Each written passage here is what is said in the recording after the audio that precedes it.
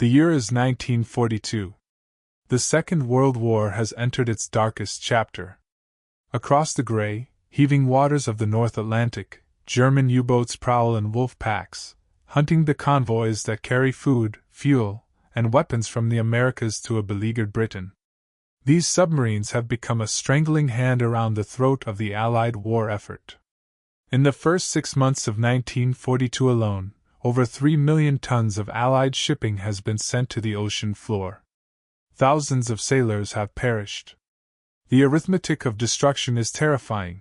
Germany is sinking ships faster than Britain and America can build them. The problem is geography. The Mid-Atlantic Gap, a vast stretch of ocean hundreds of miles wide, lies beyond the range of land-based aircraft. Convoys traversing this corridor are blind and vulnerable, without the protection of air cover. The Royal Air Force cannot reach them. The U-boats know this, and they exploit it with deadly precision. In London, in the corridors of the Admiralty, in the smoke-filled offices of Whitehall, minds are racing. Britain must find a way to close the Atlantic Gap. Aircraft carriers are the obvious answer, but they take years to build, require enormous quantities of steel already consumed by other war production, and can be sunk by a single torpedo. Britain is building ships as fast as she can, and still losing the race. It is against this backdrop of desperation that one of the most extraordinary proposals in the history of warfare is placed on the desk of Winston Churchill himself. The idea is so strange, so apparently absurd, that it reads more like the plot of a science fiction novel than a serious military proposal. And yet, within weeks, the British government will throw its weight behind it. Thousands of man-hours will be spent. Experiments will be conducted in secret, in the mountains of Canada, on the frozen lakes of Alberta. A prototype will be built. The project will be given a code name drawn from the Book of Habbakuk, a name that speaks of wonder and disbelief. This is the story of Operation Habbakuk, Britain's attempt to build a warship made of ice. It is a story of genius and folly, of desperation and ingenuity, of science pushing against the boundaries of what is possible.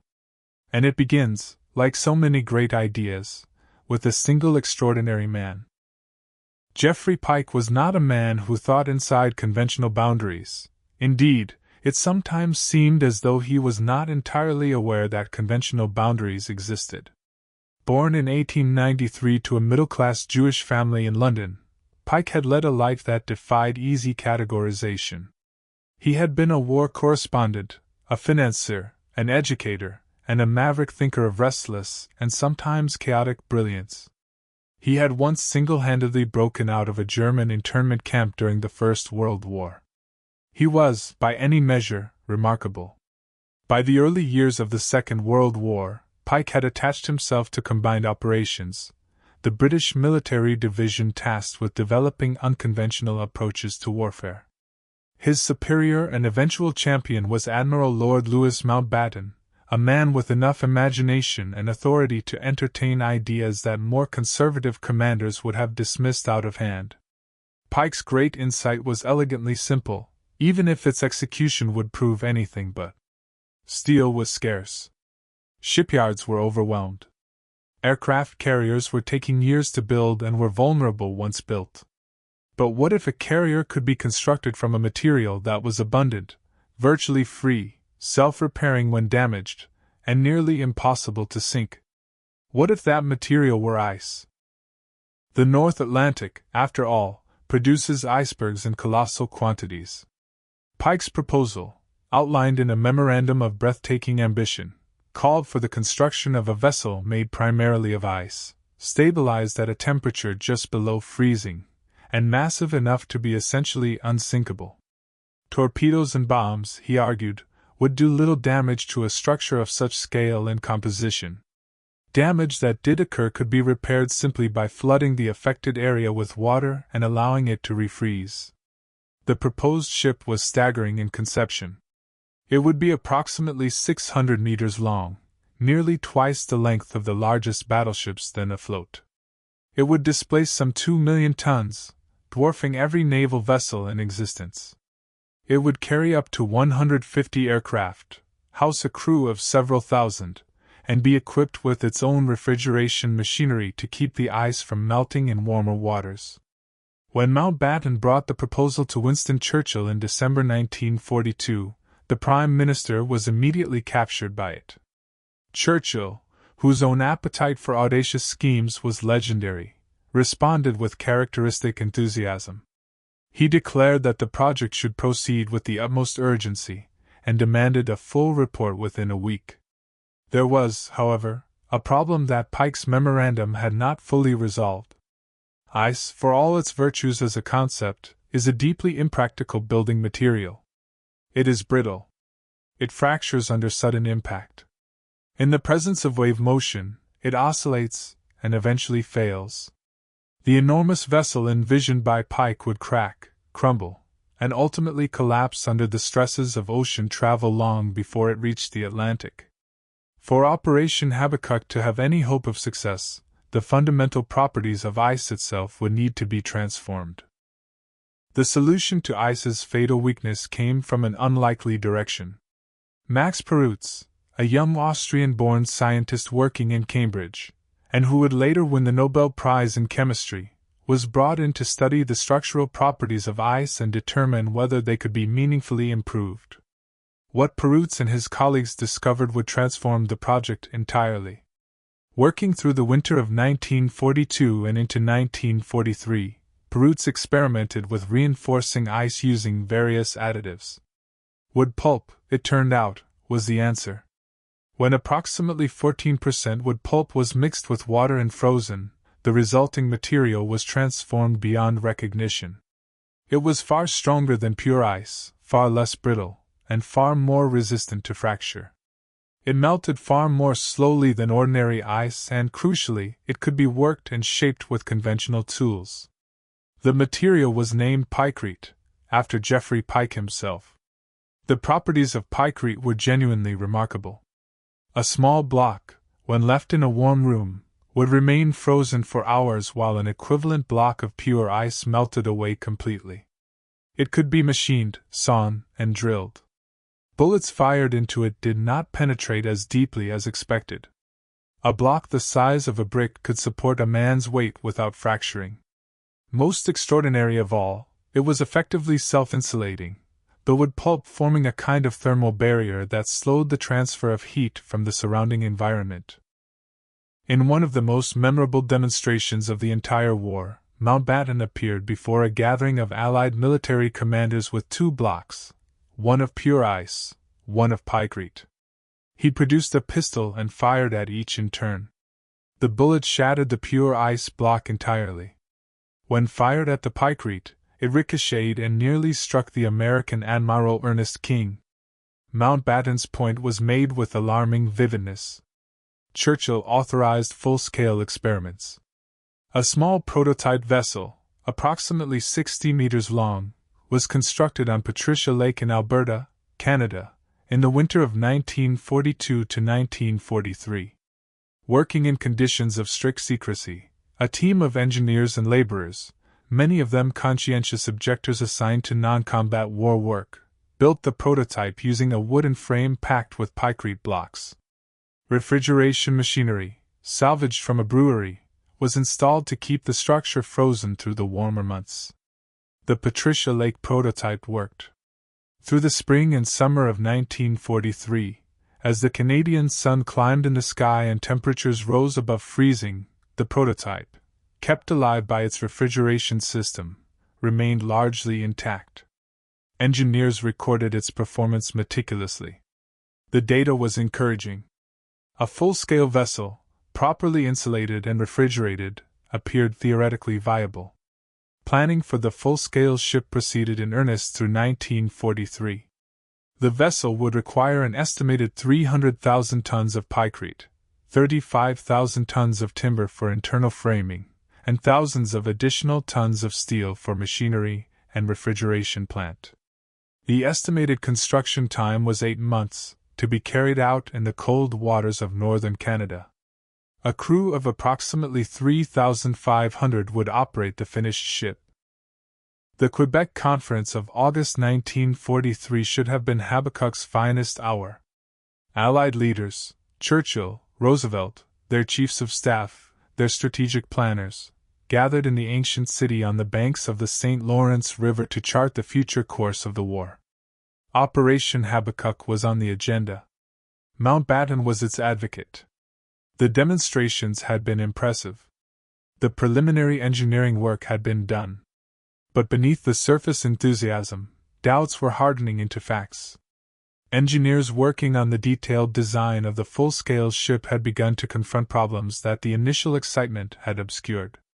The first and most immediate was cost.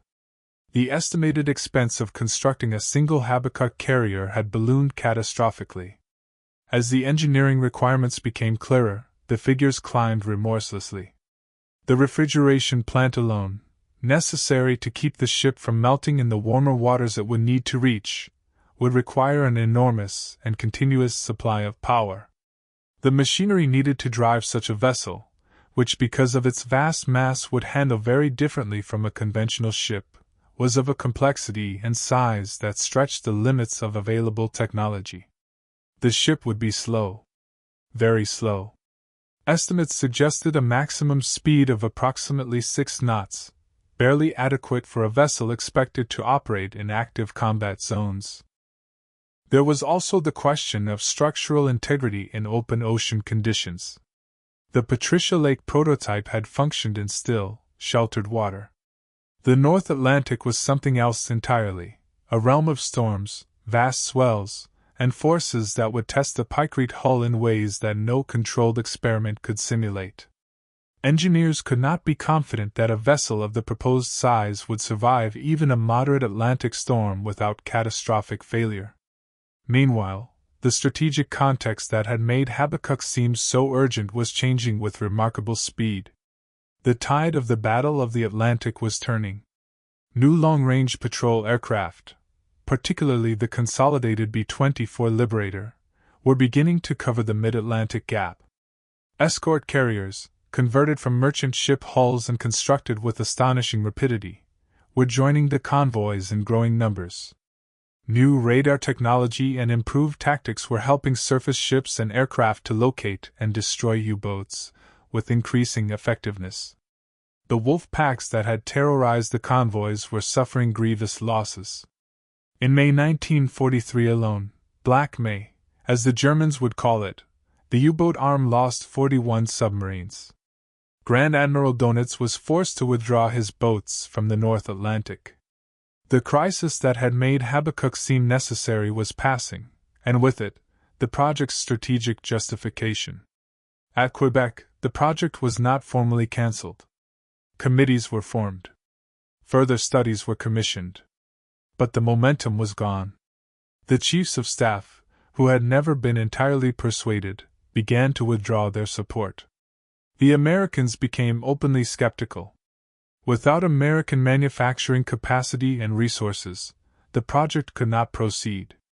By early 1944, Operation Habbakuk had been quietly shelved. The great ice ship would never sail. The Patricia Lake prototype, its purpose served, was quietly abandoned. With its refrigeration machinery switched off, it melted slowly through the summer of 1943 and into 1944, sinking gradually into the cold water of the Canadian lake. For decades it lay on the lakebed, unknown to all but a handful of people who had been sworn to secrecy. The files on Operation Habbakuk were classified and locked away. It was not until 1988 that the full story began to emerge publicly, when a commemorative plaque was placed at Patricia Lake by the government of Alberta, acknowledging the existence of the prototype and the remarkable wartime experiment it represented. Divers have since explored the remains on the lakebed, a strange, rusted tangle of machinery and timber, a ghost of one of history's most audacious unfulfilled visions. Geoffrey Pyke did not live to see the slow rehabilitation of his most extraordinary idea. Troubled, brilliant, and increasingly isolated, he took his own life in 1948.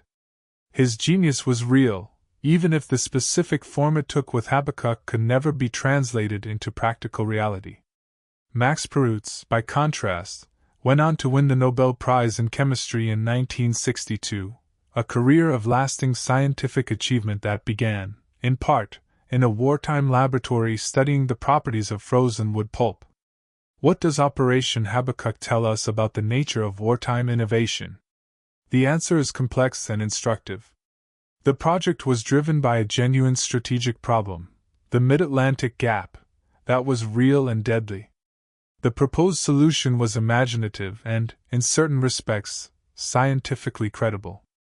The discovery of Pykrete was a genuine scientific achievement, and the properties of the material are not in doubt. Under different circumstances, with different constraints, some modified version of the concept might conceivably have been viable. But the project also illustrates how desperation can suspend the ordinary processes of skepticism and scrutiny that good decision-making requires. The enthusiasm of Churchill and Mountbatten, combined with the prestige of Pyke's advocacy and the genuine impressiveness of the Pykrete demonstrations, pushed Habbakuk through the early stages of planning before the fundamental engineering and logistical problems had been properly assessed. By the time those problems were fully understood, the strategic situation had changed enough to render the project unnecessary. The Allied victory in the Battle of the Atlantic was not achieved by any single dramatic invention, but by the accumulation of many incremental improvements: better radar, longer-range aircraft, more escort carriers, improved convoy tactics, cracked codes and broken ciphers. It was the grinding, patient accretion of advantage rather than the visionary leap that turned the tide. Yet Habbakuk deserves to be remembered, not merely as a curiosity or a folly, but as an expression of the extraordinary intellectual energy that the Second World War unleashed. Faced with apparently insuperable problems, governments and scientists and engineers reached for solutions that would have seemed unimaginable in peacetime. Most of those solutions failed. Some succeeded beyond all expectation. The willingness to attempt the impossible, to ask whether a warship might be built from ice, speaks to something admirable in the human capacity for imagination under pressure. The great ice ship never sailed. But somewhere beneath the surface of a quiet Canadian lake, its rusted bones remain, a monument to one of history's most improbable ideas, dreamed up in the darkest hour of a world at war.